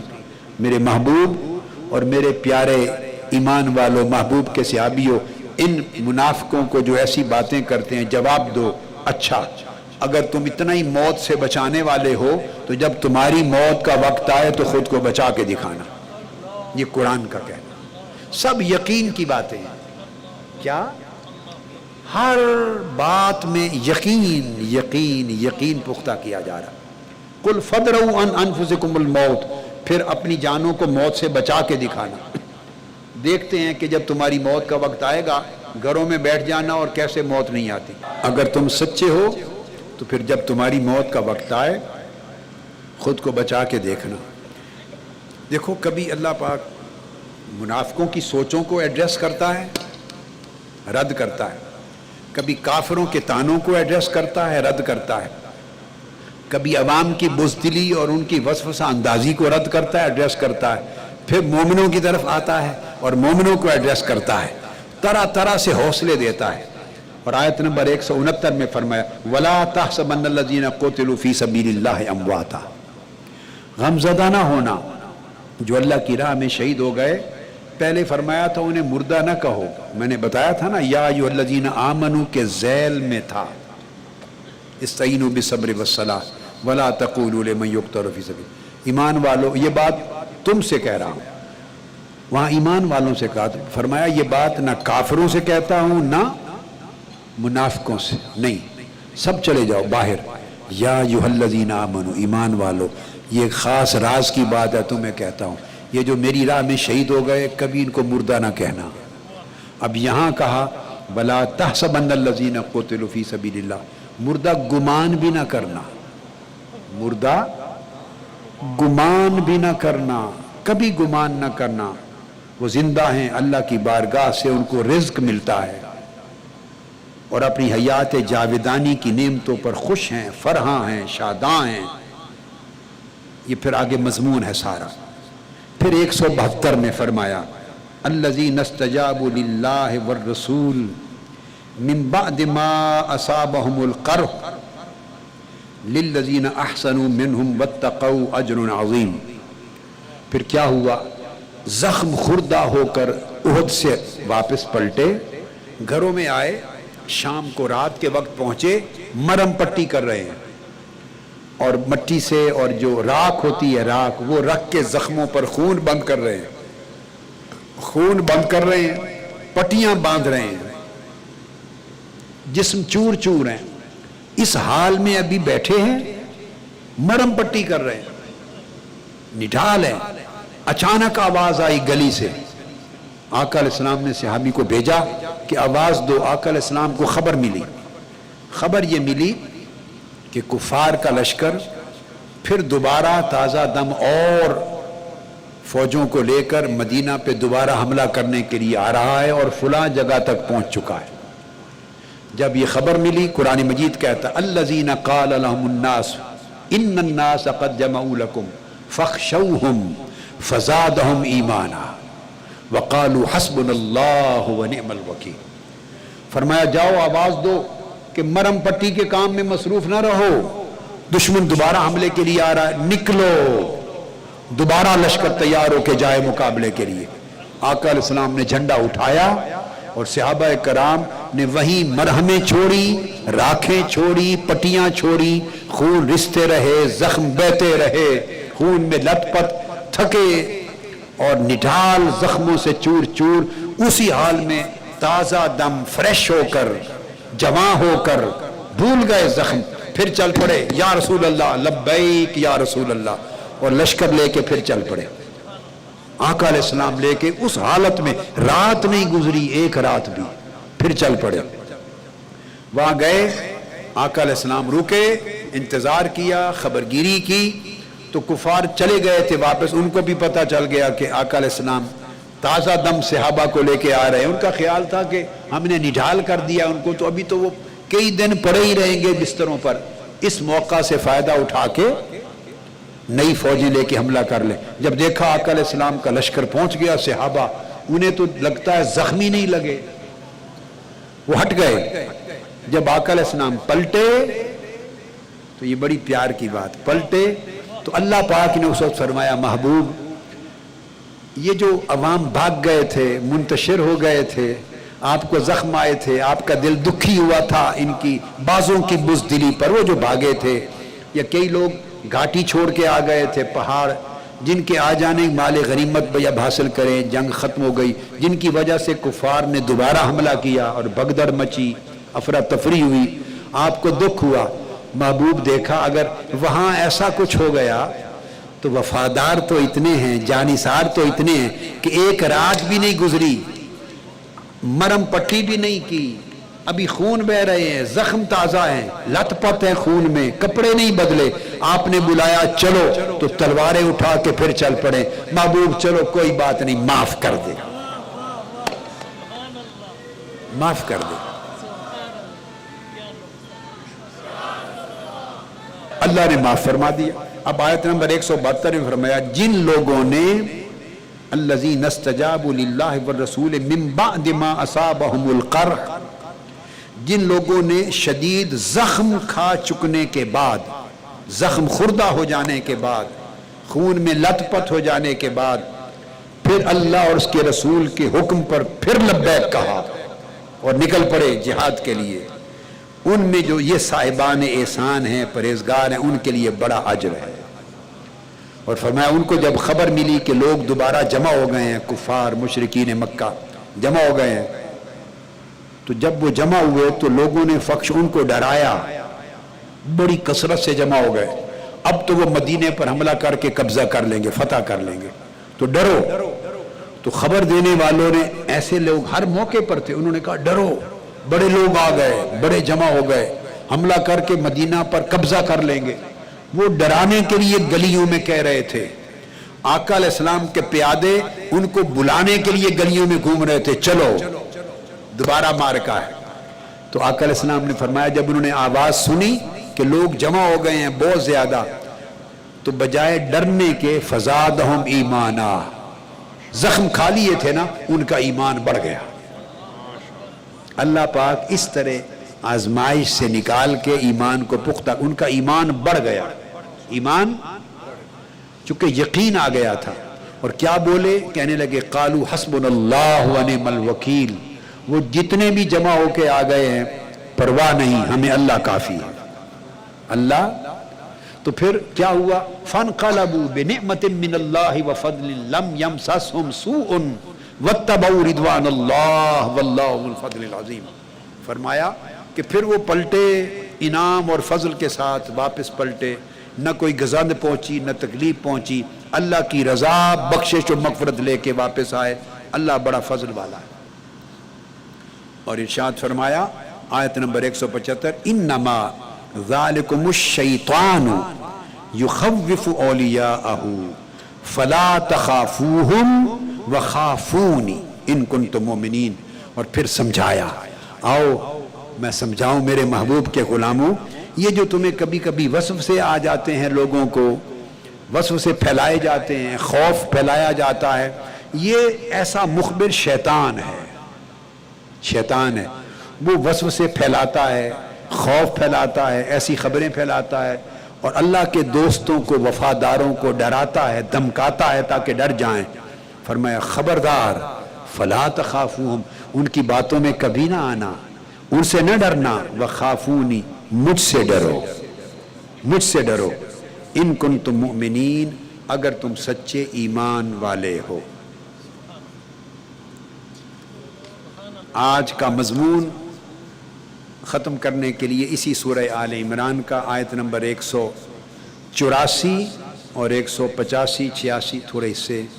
فرمایا میرے، اب آقا سے خطاب ہے، حضور علیہ السلام سے، اپنے محبوب سے، چونکہ آقا علیہ السلام کا دل بھی تو دکھی ہوتا تھا نا ان حالات کے زیر و بم سے۔ جب اپنے غلاموں کو پریشان دیکھتے، حضور خود پریشان نہیں ہوتے تھے، آپ اس پریشانی سے ماورا تھے، بڑے بلند تھے، وہ پریشان ہوتے تھے غلاموں کو پریشان دیکھ کر، انہیں دکھی دیکھ کر، انہیں تکلیف زیادہ دیکھ کر، ان کی حالت کو دیکھ کے آقا بھی دکھی ہوتے، پریشان ہوتے، اور کفار انکار کرتے، حضور کی نبوت و رسالت کا، قرآن کا، ایمان کا، اسلام کا مذاق اڑاتے، تکذیب کرتے، تب بھی دل دکھی ہوتا۔ تو اللہ پاک حضور علیہ السلام سے پیار کی بات کرتا ہے، فرماتا ہے فَإِن كَذَّبُوكَ فَقَدْ كُذِّبَ رُسُلٌ مِّن قَبْلِكَ جاؤوا بالبینات والزبر والکتاب المنیر۔ میرے محبوب آپ بھی دکھی نہ ہوں، اگر یہ بدبخت آپ کو جھٹلاتے ہیں اور تانے دیتے ہیں، کوئی بات نہیں، پہلے جتنے رسول بھیجے ان کو بھی جھٹلاتے تھے، ان کو بھی تانے دیتے تھے، کوئی بات، وہ بھی بڑی بڑی نشانیاں معجزات لے کے آئے تھے، صحیفے لے کے آئے تھے، روشن کتاب لے کے آئے تھے، مگر جھٹلاتے تھے۔ ان بدبختوں کا کام جھٹلانا ہے، ادھر کر دی۔ اس آیت میں پھر صحابہ کرام کی طرف متوجہ ہو گیا اللہ پاک، دیکھو کس طرح ہر طرف ایڈریس کرتا ہے۔ پھر صحابہ سے کہا یہ جو تمہیں کہتے ہیں منافق لوگ کہ تمہیں مروا دیا، شہید ہو گئے، یہ ہو گیا، بار بار، خبردار انہیں بتا دو کل نفس ذائقۃ الموت، ہر شخص نے موت کا مزہ چکھنا ہے، ہر شخص نے موت کا مزہ چکھنا ہے، بس فرق یہ ہے کہ کس کو کیسی موت آتی ہے، بزدلی کی موت آتی ہے یا جوان مردی کی موت آتی ہے۔ تو دل میں بٹھا دیا یقین، موت تو ہر ایک کو آنی ہے، تو ڈر کس چیز کا؟ اور پھر 186 آیت میں فرمایا وہی مضمون جو چلا آ رہا ہے لَتُبْلَوُنَّ فِي أَمْوَالِكُمْ وَأَنفُسِكُمْ، اے مسلمانوں مومنوں تمہیں ضرور بالضرور تمہاری جانوں میں تمہارے مالوں میں تمہیں آزمایا جائے گا، بٹی پہ تپایا جائے گا، مشکل میں ڈالا جائے گا، بڑی تکلیفوں میں مصیبتوں میں تمہیں پکایا جائے گا۔ لَتُبْلَوُنَّ فِي أَمْوَالِكُمْ وَأَنفُسِكُمْ، ضرور بالضرور تمہیں آزمایا جائے گا، مال میں، دولت میں، جان میں۔ وَلَتَسْمَعُنَّ مِنَ الَّذِينَ أُوتُوا الْكِتَابَ مِنْ قَبْلِكُمْ وَمِنَ الَّذِينَ أَشْرَكُوا أَذًى كَثِيرًا، فرمایا آزمائش بھی ضرور ہوگی۔ اور اگلی بات بھی سنو، یہ جو یہودی ہیں اور یہ جو دشمن ہیں کافر و مشرک، وہ تانے بھی ضرور دیں گے۔ اللہ پاک فرما رہا ہے وہ مالک ہے، اس نے نظام ایسا بنایا، اذن کثیرہ، اذیت بھی دیں گے، بڑی تکلیف دہ تانے سننے پڑیں گے۔ وَلَتَسْمَعُنَّ، تم ضرور بالضرور سنو گے تانے۔ اب کچھ رہ گیا باقی؟ قرآن مجید نے کوئی سوال چھوڑا ہے؟ بولیے کوئی؟ اگر کوئی کہے کیا ملا، تمہارا انقلاب تو نہیں آیا، کیا لینے گئے، شہادتیں ہو گئی، یہ ہو گیا، تم کہتے تھے ہم پلٹا کے آئیں گے، ساری باتیں درست، یہی بات وہ کرتے تھے۔ اللہ پاک نے کہا وَلَتَسْمَعُنَّ، یہودی بھی کریں گے اور منکرین مشرکین کفار جو دین کے دشمن ہیں وہ کریں گے،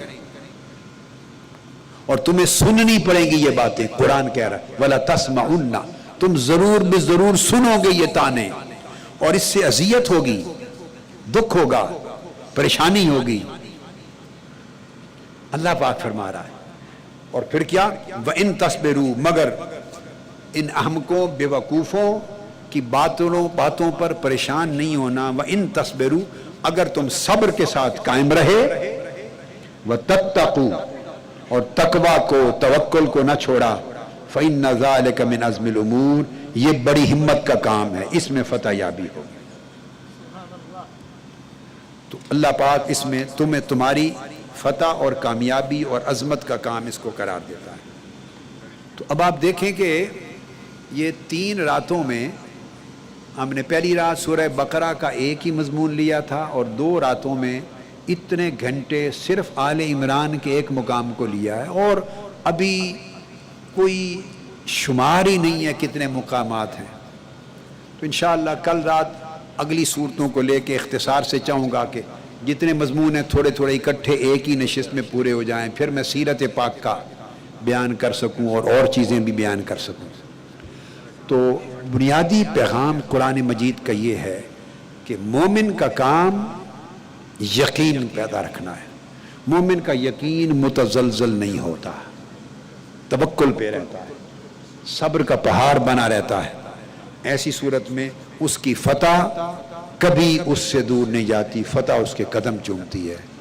اور یہ سفر حق میں، اہل حق کے سفر میں جو مشکلات آتی ہیں، مصائب آتے ہیں، اب قرآن مجید نے سمجھا دیا، اس میں آزائشیں بھی آتی ہیں، دشمنوں کے تانے بھی آتے ہیں، نادانوں کے تانے بھی آتے ہیں، عوام کے تانے بھی آتے ہیں، دشمنوں کے بھی آتے ہیں۔ فرمایا ضرور آئیں گے، سننے پڑیں گے، اذیت بھی ہوگی، دکھ بھی ہوگا، مگر نہیں، ملال نہیں لانا۔ وہ اپنا کام کرتے رہیں، تم اپنا کام کرتے رہو، اور اللہ کے کام کو بھی اپنے ہاتھ میں نہیں لینا۔ اللہ اپنا کام کرے گا، تم اپنا کام کرو۔ اللہ رب العزت نے آپ کو حق کی عظمت کے لیے، حق کی فتح یابی کے لیے چنا ہے۔ سو اپنے اندر ایمان کی پختگی کرو، یقین کی پختگی کرو، تقوی پیدا کرو، عبادت کی کثرت کرو، اللہ پاک سے تعلق جوڑو، اپنے اخلاق کو سنوارو، اللہ پر توکل اور یقین کو اور پختہ کرو، آپ کے اعمال اور اخلاق میں یقین اور ایمان کی خوشبو آئے، آپ کی زندگی نمونہ ہو صحابہ کرام کی پیروی کا، اہل بیت اطہار اور ائمہ حق کی پیروی کا۔